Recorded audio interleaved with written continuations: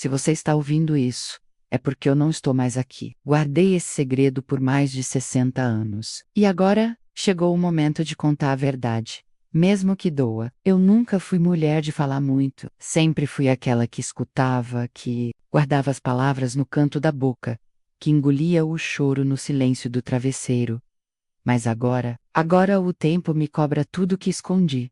Esse corpo velho já não aguenta mais. Os médicos dizem que é questão de dias, talvez horas, e sinto, aqui dentro de mim, que meu tempo acabou, mas antes do PERT, eu preciso deixar isso registrado. Eu preciso soltar esse peso que me acompanhou por toda a minha vida. Um segredo que me queimou por dentro, durante décadas, mas que nunca tive coragem de revelar. Nem para minha filha, nem para o homem que dormiu do meu lado por 40 anos, nem para minha própria consciência, o tipo de coisa que uma mulher da minha geração levava para o túmulo. Mas eu não consigo ir embora sem deixar a verdade. É estranho, porque a morte traz essa clareza que a vida esconde. Agora, que sei que não verei outro amanhecer, percebo o quanto fui prisioneira da minha própria história. Fui esposa, fui dona de casa, fui costureira, mas acima de tudo, fui uma mulher assombrada. E é isso que ninguém sabe. Todo mundo via em mim uma senhora tranquila, uma vovó que gostava de fazer bolo e bordado. Mas, por dentro, eu carregava um grito preso na garganta desde os meus 17 anos. Você que está ouvindo isso, seja quem for, talvez me julgue, talvez me odeie. Mas se você tiver um pingo de coração, vai entender que a vida não é feita só de escolhas.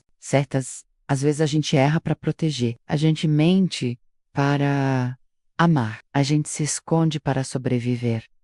Eu não me orgulho do que fiz, mas também não me arrependo de ter amado. Só me arrependo de ter mentido por tanto tempo. Quando a gente envelhece, tudo o que parecia importante vai perdendo o valor. A vaidade vai embora. A preocupação com o que os outros vão pensar desaparece. O que sobra é só a verdade.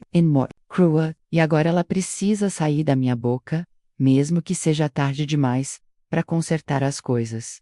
Hoje, olhando essa janela do hospital, com esse cheiro de remédio e esse silêncio cortando a alma, eu lembro de tudo. Lembro do dia em que meu mundo virou de cabeça para baixo. Lembro do rosto dele, do medo, da culpa, do amor proibido. Lembro do que escondi dentro do meu ventre. E do dia em que vesti branco para mentir para todo mundo, inclusive para mim mesma. Filha, você merece saber. Você merece saber de onde veio, quem é e por que eu chorei tantas noites em silêncio, achando que estava protegendo você, quando na verdade eu só estava me escondendo de mim mesma. Eu não sou santa, nunca, mas tudo o que fiz foi por amor. Um amor que não devia ter acontecido, mas que aconteceu, e você foi a parte mais linda disso tudo. A única coisa que me fez levantar todos os dias, mesmo carregando o peso de um passado que nunca tive coragem de contar. Me perdoem se eu deixei para dizer isso só agora, mas tem verdades que a gente só consegue encarar quando sente a morte sentada do lado da cama, segurando nossa mão. E ela tá aqui, me olhando, esperando, mas antes que ela me leve, eu quero falar. E vou falar. O que vou contar a seguir pode mudar tudo o que você pensa sobre mim, mas eu não quero que me veja como uma pecadora. Quero que me veja como uma mulher humana que amou errado, mas amou com todo o coração. Então escute com o coração aberto, porque o que eu vou contar agora é a verdade que escondi a vida inteira. Eu nasci em 1942, no sertão da Paraíba, uma casa de taipa, chão batido, lamparina a querosene, e um pai que falava pouco, mas mandava muito. Minha mãe era daquelas mulheres que rezavam mais do que falavam. Também tinha sempre o terço na mão e a boca cheia de ditado antigo. Lá em casa, tudo era pecado, tudo era motivo para se calar. Menina não podia cruzar as pernas, nem rir alto. Mulher direita é discreta, dizia minha mãe. Eu cresci ouvindo isso como se fosse uma oração. Discrição, obediência, vergonha na cara. A gente apanhava se olhasse para o chão e apanhava se olhasse demais para o céu. Viver era andar na linha sem desviar 1 milímetro naquele tempo.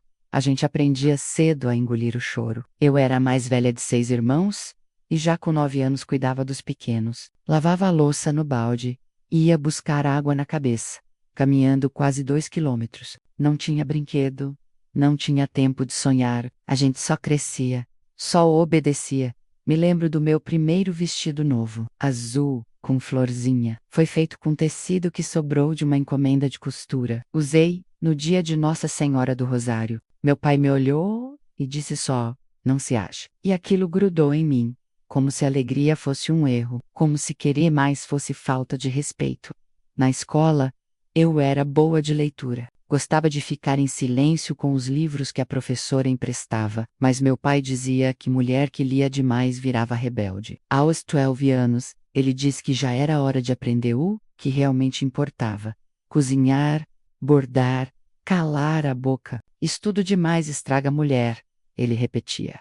Com 15, minha mãe começou a me ensinar sobre vergonha. Era o nome que ela dava ao corpo: seios, pecado, quadril, vergonha. Qualquer sinal de desejo era uma maldição. E o pior, a gente nem entendia o que estava sentindo. Só sabia que era errado. Errado gostar, errado querer, errado pensar. Foi nesse mundo pequeno que cresci. Um mundo onde tudo era controlado pelo medo. Medo de Deus, medo dos vizinhos, medo de manchar o nome da família. Meu sobrenome era mais importante que minha vontade. Meu silêncio valia mais que minha dor.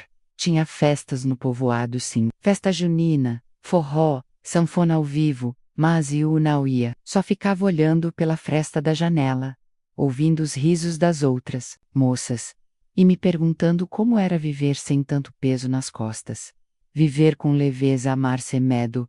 Eu era bonita, dizem, mas nunca me sente. A beleza era uma ameaça, chamava a atenção dos homens, e isso era perigoso. Cuidado com o olhar dos outros, minha mãe dizia, como se ser olhada fosse culpa minha, como se a culpa fosse sempre da mulher. A primeira vez que senti algo diferente no peito, uma espécie de calor, de dúvida, de tremor nas pernas, foi quando meu primo apareceu. Ele veio passar o verão com a gente, vindo da capital. Era filho da irmã do meu pai. Mais velho, mais estudado, mais livre, mas essa parte eu só vou contar depois. Porque antes de falar dele, eu precisava explicar de onde eu vim. Que tipo de mulher fui ensinada a ser. Porque só entendendo o medo que me cercava você vai entender o tamanho do passo que eu dei. E do erro que cometi. Minha juventude não teve liberdade. Teve regras, não teve abraço, teve cobrança, não teve conversa, tive silêncio. E mesmo assim, eu amei, contra tudo, contra todos. Eu amei, com um pouco que eu sabia, com o muito que eu sentia. E é esse amor que eu carrego até hoje e que me trouxe até esse leito, com um coração cansado e a alma pesada de silêncio. Mas eu não vou mais calar. Agora, eu vou contar tudo. Foi no verão de 1959 que tudo começou a mudar. A seca naquele ano foi cruel. O mato parecia cinza, os galhos retorcidos como braços pedindo socorro. A poeira entrava em casa sem pedir licença, e a água do pote era contada, gota por gota, mas mesmo com o calor queimando a pele e os pés rachados, no chão de barro, eu lembro daquele verão com um gosto diferente. Gosto de e perigoso. Meu primo se chamava Elias, filho da irmã do meu pai, morava em João Pessoa e vinha de vez em quando visitar a família no interior. Até então, ele era só mais um parente que eu via de longe em batizados ou festas de padroeiro. Mas naquele ano, ele veio sozinho. Ficou quase 2 meses hospedado lá em casa. Ele tinha 22 anos, eu, 17. E eu nunca tinha visto um homem como ele. Era diferente de todos os rapazes da vila. Tinha um jeito leve, uma fala mansa, uma risada que escapava fácil. Usava camisa branca de linho, cabelo penteado para trás, e trazia nos olhos uma liberdade que eu nunca tinha conhecido. Ele lia livros de verdade, falava de música, que não tocava no rádio da roça, sabia das coisas da cidade e, o mais perigoso, ele me olhava como ninguém nunca tinha olhado. No começo foi só isso, um olhar, mas ali já tinha algo que me queimava por dentro. A casa era pequena e a gente se esbarrava o tempo todo. Ele me ajudava a carregar a lenha, a tirar água do poço. Fazia piadas comigo, me chamava do princesa do sertão, e eu fingia que não ligava. Mas, porém, meu coração batia tão alto, que eu achava que todo mundo ouvia. Minha mãe dizia: fique esperta com o Elias, viu? Homem da cidade tem veneno no sorriso. Mas eu não ouvia, ou fingia que não ouvia, porque no fundo, eu queria aquele veneno. Eu queria sentir mais daquilo, nem que fosse só uma vez. A gente começou a se encontrar no quintal, à noite, depois que todo mundo dormia.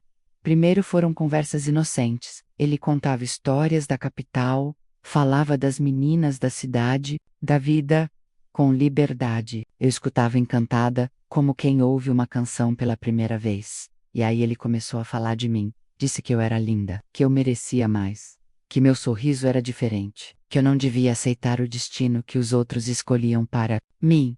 E foi aí que eu me perdi, porque ele me viu, de verdade, não como a filha obediente, a moça de família, a futura esposa de alguém escolhido pelos meus pais. Ele me viu como mulher, como alguém que podia querer, que podia escolher. E eu escolhi ele. Na primeira vez que ele me tocou, eu tremi, da cabeça aos pés. Não era só desejo, era revolta, era liberdade, era tudo que eu nunca tinha tido. Ele me beijou devagar, como se pedisse desculpa por me fazer sentir aquilo. E eu me entreguei. Pela primeira vez, não pensei na culpa, nem no pecado, nem na minha mãe dormindo no quarto ao lado. Pensei só em mim, no que eu queria. A gente viveu aquele amor escondido como quem esconde ouro embaixo da terra, com medo, mas com um brilho no olhar que ninguém conseguia apagar. Cada vez que eu passava por ele na cozinha, sentia um arrepio. E cada noite que a gente se encontrava no escuro, era como se o mundo lá fora deixasse de existir. Mas o mundo existia. E ele cobraria caro. Eu sabia que era errado, primo. Sangue do meu sangue. Mas eu também sabia que era amor. E eu preferi o amor, mesmo sabendo que ia doer. Aquele verão me mudou para sempre. Ele foi o começo de tudo, e o fim da minha inocência. No último dia antes dele voltar para a capital, ele me olhou com um silêncio que gritou dentro de mim. Não disse que me amava, não prometeu nada, só segurou minha mão por alguns segundos e foi embora, deixando comigo um coração em pedaços e um corpo com um segredo. Porque ali, na despedida, eu já sentia que havia algo diferente dentro de mim. Algo que crescia.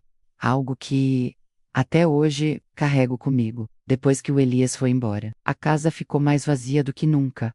A mãe voltou com as orações diárias e os olhares desconfiados. Meu pai continuava calado, batendo as ferramentas no curral como se o tempo fosse feito só de obrigação. Meus irmãos corriam pelo terreiro sem saber do nada. E eu fingia normalidade. Mas por dentro, tudo estava diferente. Eu acordava, com a lembrança do toque dele, do calor da sua pele, da última vez que encostou a testa na minha, e sussurrou que queria ficar. A saudade era como febre. A cada passo que eu dava, sentia como se meu corpo inteiro gritasse pelo dele. Mas não era só saudade. Era medo também. Era vergonha. Era uma mistura de sentimentos que eu nunca tinha sentido na vida. Eu rezava à noite, pedindo perdão por algo que meu coração ainda não conseguia chamar de pecado. Eu chorava no banho, escondida, com medo de estar grávida, e ao mesmo tempo torcendo para estar, porque no fundo, aquele amor proibido me fazia sentir viva. Como nunca antes, as semanas foram passando, e meu corpo começou a mudar. Os enjoos apareceram. Meus seios doíam. A menstruação não vinha, e o medo se transformou em certeza. Eu estava grávida. Grávida do meu primo. Naquele instante minha alma desabou. Era como se todas as palavras da minha mãe tivessem se tornado. Eu me tornei exatamente o que ela mais temia. Uma moça desonrada. E pior, sozinha. Não tinha para quem correr. Não podia contar para ninguém. Se meu pai soubesse, era capaz de me expulsar de casa menos ou pior. Elias não dava notícia. Nenhuma carta. Nenhum bilhete. Eu nem sabia se ele sabia, ou Yusei sabia, e escolheu se calar. A cidade era distante, o telefone era luxo de gente rica. Eu me sentia abandonada, uma menina grávida no meio do sertão, com um segredo maior do que o mundo.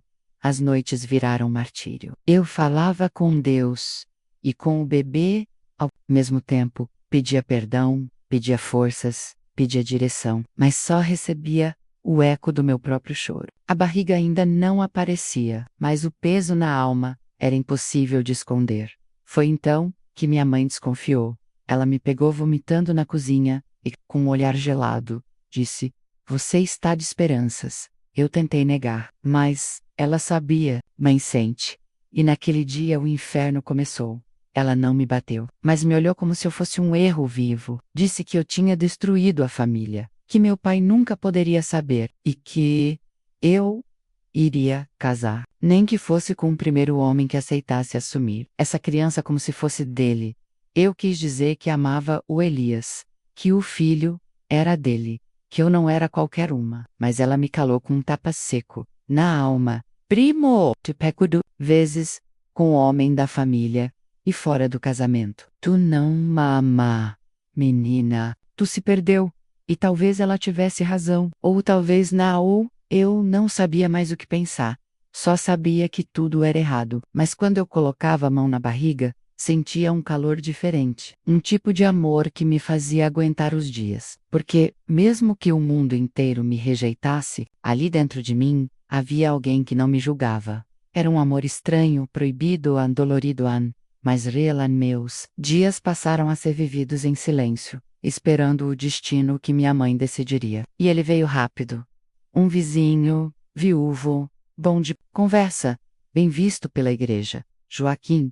Ele não sabia, ninguém contou a verdade para ele. Só disseram que eu precisava de proteção, que ele teria uma boa esposa, dedicada, obediente, e ele aceitou. Fui prometida como se fosse gado. Em feira, sem direito de escolha, sem chance de dizer não.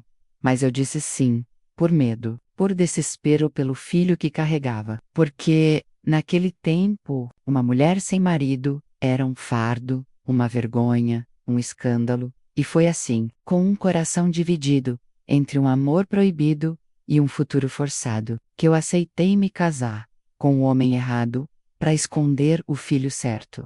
Não sei exatamente o dia em que percebi, mas lembro da sensação. Era um enjoo que vinha devagar, pela manhã, um calor que subia pelo peito e me deixava tonta. Eu tentava esconder, dizia que era a comida, que era o calor, que era nervoso, mas no fundo, eu sabia que algo dentro de mim estava crescendo, que o verão com Elias tinha deixado uma marca que ninguém poderia apagar. A confirmação veio com o silêncio do meu corpo. A menstruação parou. Os seios começaram a inchar. Eu senti uma fome estranha e, ao mesmo tempo, enjoo de quase tudo. E cada sintoma que aparecia era como uma martelada na minha consciência. Eu, a filha mais velha, a certinha, a que devia dar exemplo, grávida. E de quem? Do meu primo, do homem que a igreja proibia, do amor que a sociedade cuspiria se soubesse. O desespero tomou conta de mim. Eu passava noites acordada, encolhida, no colchão de palha, sentindo o coração bater forte demais. Pensava em fugir, em morrer, em sumir no meio do mato e nunca mais voltar. Tinha medo até de olhar no espelho, como se meus olhos me denunciassem. E o pior, eu ainda amava ele. Mesmo no medo, mesmo no caos, eu ainda pensava no sorriso do Elias, no calor das mãos dele, no jeito como ele me chamava de minha menina quando ninguém escutava. Mas ele não estava mais lá. Ele foi embora, voltou para a capital e nunca mais deu sinal. Nenhuma carta, nenhuma palavra. E eu não tinha coragem de escrever também. Tinha vergonha, tinha medo do que ele ia pensar. Se ia me chamar de doida, se ia negar, ou pior, se ele soubesse e não se importasse, o mundo começou a girar diferente. As roupas começaram a apertar, eu inventava desculpas. Dizia que estava doente, que tinha pego o vento virado, mas minha mãe com aqueles olhos de raio já sabia. Só esperava a hora de me confrontar. E ela confrontou. Foi num fim de tarde, enquanto eu lavava a roupa no tanque. Ela apareceu atrás de mim, calada. Quando eu olhei, ela disse: "Seca, tá grávida, né? Não teve como negar." Eu só baixei a cabeça. E ela não gritou, não chorou, não bateu, só cuspiu as palavras mais frias que já ouvi. Você manchou nossa família. Naquela noite, o silêncio dela foi mais cruel do que qualquer castigo. Meu pai não soube de imediato. Minha mãe jurou que iria resolver tudo sem que ele desconfiasse. Porque se ele soubesse, era capaz de pegar a espingarda, e ela sabia disso. Foi então que começou o plano. Ela chamou a vizinha fofoqueira, Dona Margarida, e espalhou a história de que eu tinha caído em tentação com um moço da cidade, mas que estava arrependida. Usou a vergonha como moeda. Em poucos dias, começaram a aparecer pretendentes estranhos, como se eu fosse uma mercadoria com defeito sendo passada adiante. E foi aí que o Joaquim apareceu. Vizinho de outra vila, viúvo há pouco tempo, homem sério, respeitado, sem filhos. Tinha terra, gado e boa conversa. Minha mãe viu nele a salvação. E ele, coitado, viu em mim uma chance de recomeçar. Nem sonhava que dentro de mim já havia outra vida. Ela me chamou num canto e disse: Você vai casar. É a única chance que tem. Vai viver calada. Vai enterrar esse passado. Eu queria gritar, Quariá Coré, mas não tinha pra onde. E eu era mulher, sozinha, grávida, sem voz. E por mais que doesse, eu queria proteger aquele bebê. Ele não tinha culpa. Era minha responsabilidade, meu amor, meu castigo e minha bênção. Então, eu aceitei. Casei com um homem que não amava. Sorrindo para fotos que nunca quis tirar, com um vestido que apertava minha barriga e minha alma. E naquela noite, quando me deitei ao lado de Joaquim pela primeira vez, eu chorei em silêncio. Não por ele, mas por mim, por tudo que eu tinha perdido, pela vida que eu sonhei e que foi engolida por uma realidade dura demais para suportar. O desespero da gravidez passou, mas deu lugar a outra coisa, um segredo eterno, uma prisão sem grades, uma vida pela metade. E ali começou minha segunda mentira, fazer o mundo acreditar que aquele bebê era fruto de um casamento feliz, mas só eu sabia a verdade. E agora, você também sabe, casar com o Joaquim não foi uma escolha, foi uma sentença. Naquela época, mulher grávida sem marido era vista como lixo. Nem a igreja abençoava. A própria família virava as costas. Minha mãe dizia isso todo santo dia. Repetia com frieza, como quem dá um aviso, não um conselho, ou casa, ou some desse mundo. E eu não queria sumir. Não por mim, mas pelo bebê. Aquela vida que crescia dentro de mim já era tudo o que eu tinha. Era o que me fazia levantar da cama. Era a única coisa que me lembrava que eu era capaz de amar. Mesmo em meio à vergonha e à dor, quando Joaquim apareceu, parecia uma solução. Viúvo, sem filhos, trabalhador, ele não era bonito, nem jovem, nem sonhador, mas era respeitado. Estava sozinho. Minha mãe foi quem preparou tudo. Contou a ele que eu era uma moça de valor, que tinha passado por um momento de fraqueza, mas que merecia uma segunda chance. Mentiu com os olhos secos, como quem negocia uma dívida. Ele acreditou, ou fingiu acreditar. Me pediu em casamento na sala de casa, sentado numa cadeira de palha, com meu pai calado do lado. Não me olhou nos olhos, só disse: se for para recomeçar, com dignidade, aceito. Mas quero uma esposa honesta. Eu quis rir, eu quis chorar, mas só balancei a cabeça. Na semana seguinte, já estávamos casando. Nada de festa grande, só um almoço simples vestido emprestado, véu improvisado e uma barriga escondida por panos amarrados. Eu rezava para ninguém perceber. Me olhava no espelho e não via mais a menina que amou escondida no quintal. Eu vi uma noiva sem alma. No altar, enquanto o padre falava de fidelidade e verdade, eu mordi os lábios até quase sangrar, porque tudo ali era mentira. Eu não era pura, eu não estava feliz, e o filho que eu carregava não era dele. No dia seguinte, acordei casada com um homem que eu mal conhecia. Joaquim era calado, sério, mas educado. Não me tratou mal, mas também não me tratou com amor. Ele fazia o que achava que devia fazer. Me deu um quarto, uma cama, um prato de comida e um silêncio que me sufocava. A primeira noite foi um martírio. Eu tremia da cabeça aos pés. Não era virgindade. Era culpa, era medo, era o peso de deitar com um homem tendo o amor de outro preso no coração. e um pedaço dele dentro do meu ventre. Fingi sono, fingi dor de cabeça, fingi tudo o que pude para evitar. E ele respeitou. Talvez por pena, talvez por vergonha, talvez por entender que o que havia entre nós era só conveniência. O tempo foi passando e a barriga crescendo. Fiz de tudo para que ele acreditasse que a gravidez era dele. Inventei datas, contei histórias, disfarquei. E ele aceitou. Talvez porque queria muito um filho. Talvez porque preferiu se enganar. Ou talvez porque no fundo sabia. E, calar, quando minha filha nasceu, ele chorou. Nunca vou esquecer. Segurou aquele bebê com as mãos trêmulas, olhou para mim com um brilho nos olhos e disse: "Obrigado, Maria. Agora eu tenho uma família de novo." Naquela hora, eu quase desabei, porque ele estava ali, sincero, limpo, acreditando que aquele bebê era dele. E eu era a mulher que tinha mentido para colocar um teto sobre nossas cabeças. O pior castigo não foi a mentira, foi a bondade dele. Joaquim nunca foi cruel. Nunca levantou a mão, trabalhou duro, me deu casa, comida, respeito, criou minha filha como se fosse dele, com um carinho que muitos pais verdadeiros não têm. E isso me torturava, porque cada vez que ele a abraçava, eu lembrava do Elias. Cada vez que minha filha sorria, eu via os olhos do pai verdadeiro.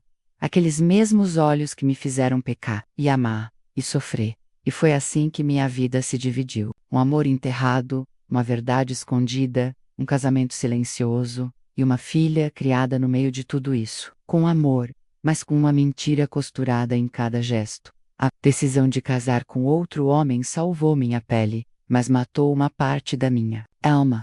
Dizem que o tempo cura tudo. Mentira. O tempo só ensina a esconder melhor. Depois que minha filha nasceu, tudo mudou por fora. Mas por dentro, eu permaneci quebrada. A gente seguia a vida como se fosse normal. Eu, casada com Joaquim, cuidando da casa, da roça, da criança. Ele, trabalhador, honesto, calado, nos olhos dos outros. Éramos uma família bonita, simples, de respeito. A mulher obediente, o homem honrado, a filha perfeita. Mas só eu sabia o quanto aquilo era fachada. Viver ao lado de Joaquim era como caminhar dentro de uma igreja vazia, silêncio, reverência e nenhuma intimidade real. Ele fazia o que devia, e eu também. Dormíamos lado a lado, mas existia uma muralha entre nós que nunca foi derrubada. E eu agradecia por isso, porque se ele tivesse me tocado de verdade, com amor, com desejo, talvez minha culpa fosse ainda maior. Minha filha crescia linda. Era o amor da minha vida e, ao mesmo tempo, meu lembrete diário de tudo o que eu escondia. Cada vez que ela sorria, eu via o Elias. O jeito de franzir a testa, de morder o lábio quando ficava nervosa. Tudo nela me levava de volta àquele verão. E me doía, porque amar aquela criança menos, e eu a amava mais do que tudo, também era amar o homem que me abandonou sem uma carta, sem um adeus. O tempo passou. E com ele vieram as exigências da vida, contas, doenças, perdas, colheitas que falhavam, crias que morriam. A vida no sertão não era leve para ninguém, mas dentro de mim havia um fardo que nenhuma seca carregava. O segredo. Durante anos, carreguei esse peso sozinha, nunca contei para ninguém, nem para minha mãe.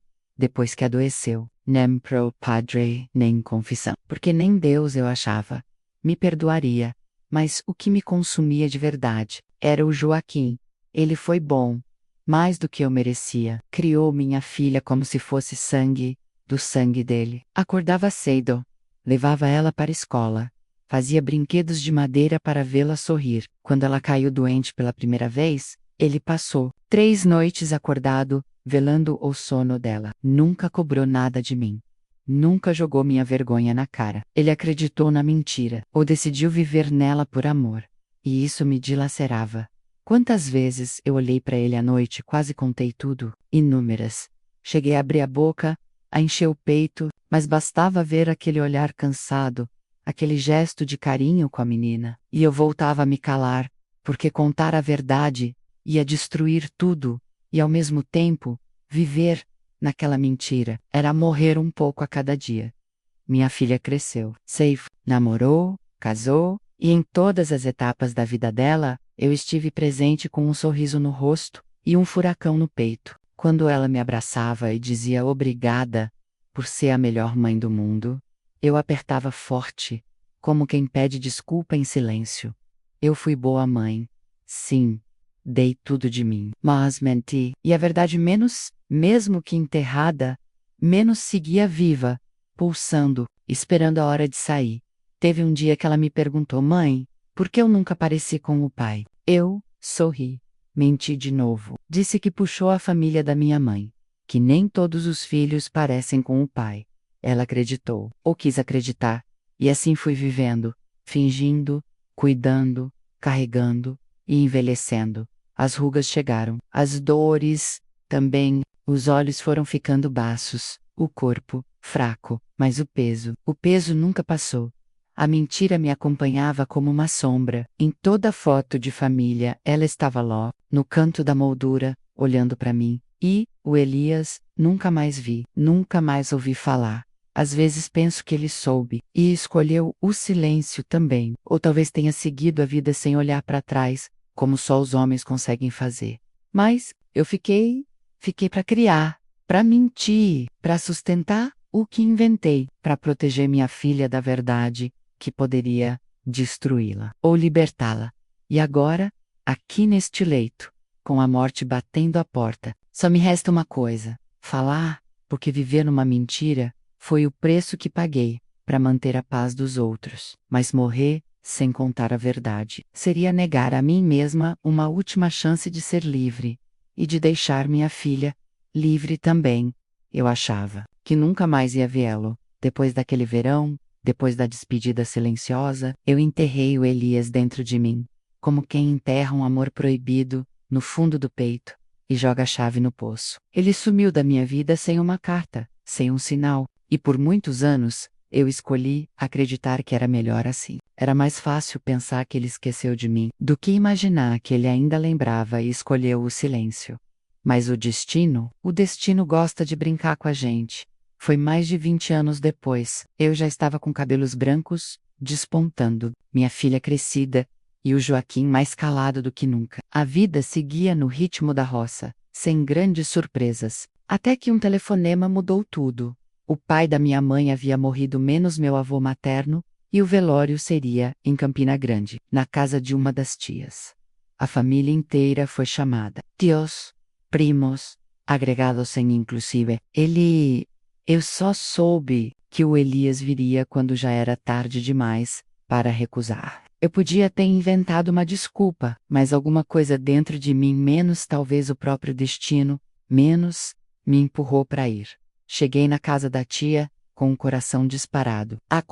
No peito que só quem já amou de verdade entende. Não sabia se ele ia lembrar de mim, não sabia se tinha casado, se tinha filhos, se ainda pensava naquele verão. Mas uma parte de mim tremia só de imaginar vê-lo de novo.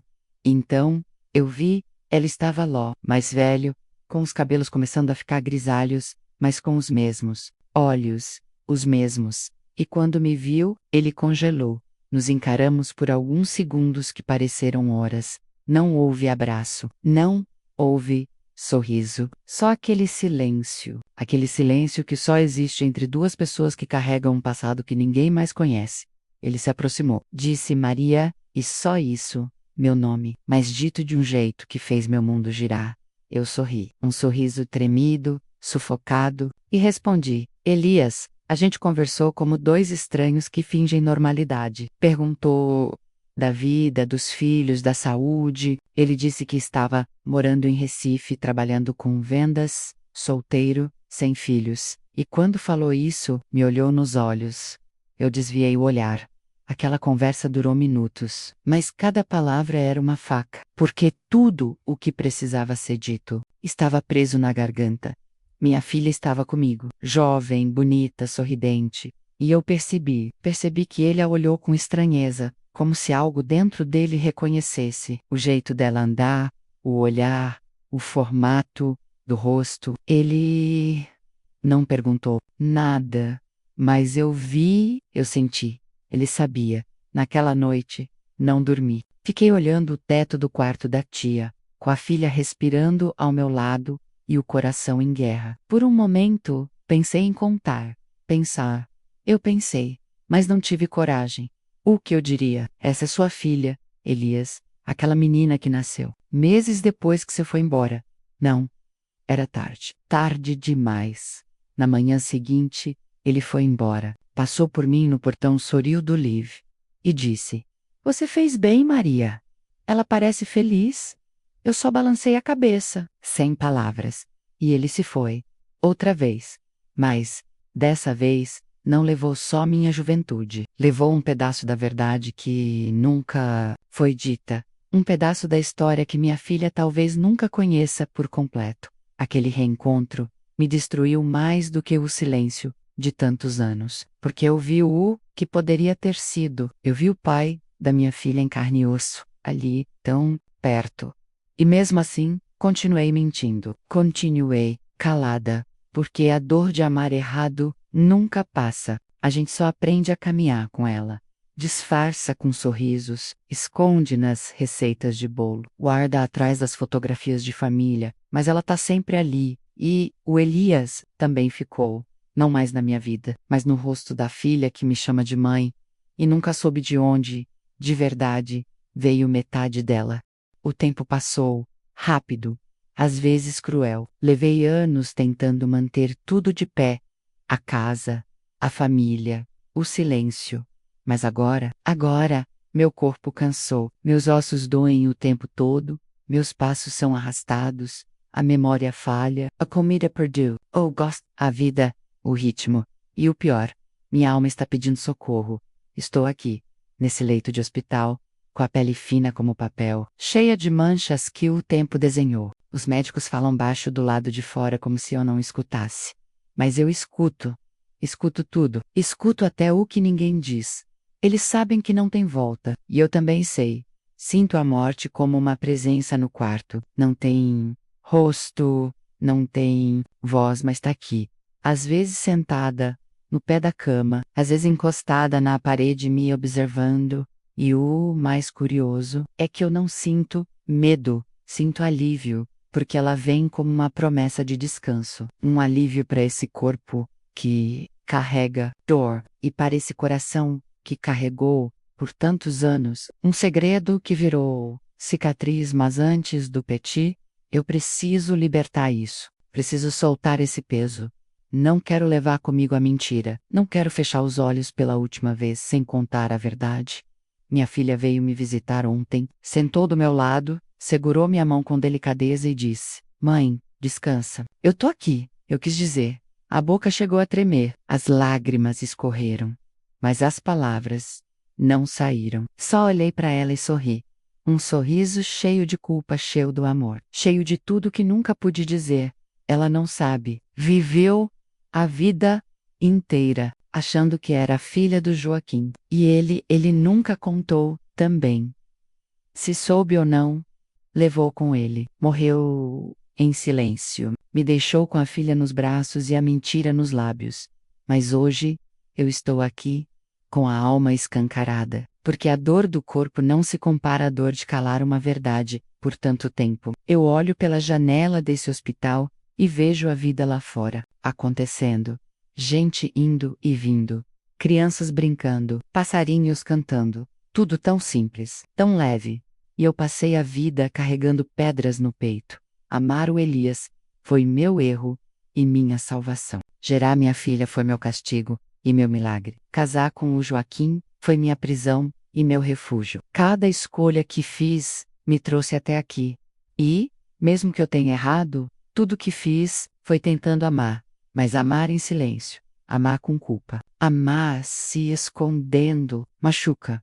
Se eu pudesse voltar no tempo, talvez não mudasse tudo, mas teria sido Cora-Rossa. Teria olhado nos olhos da minha filha e dito: Você é fruto de um amor proibido, mas foi o amor mais verdadeiro que EUJ senti, porque ela merecia saber. E agora, talvez não tenha mais tempo, então se alguém escutar essa gravação, se essa história chegar até ela um dia, eu só peço, não me julgue com raiva, julgue com humanidade. Fui mãe, fui mulher, fui humana, errei tentando acertar, menti tentando proteger, me escondi para manter de pé o que o mundo desabaria se soubesse.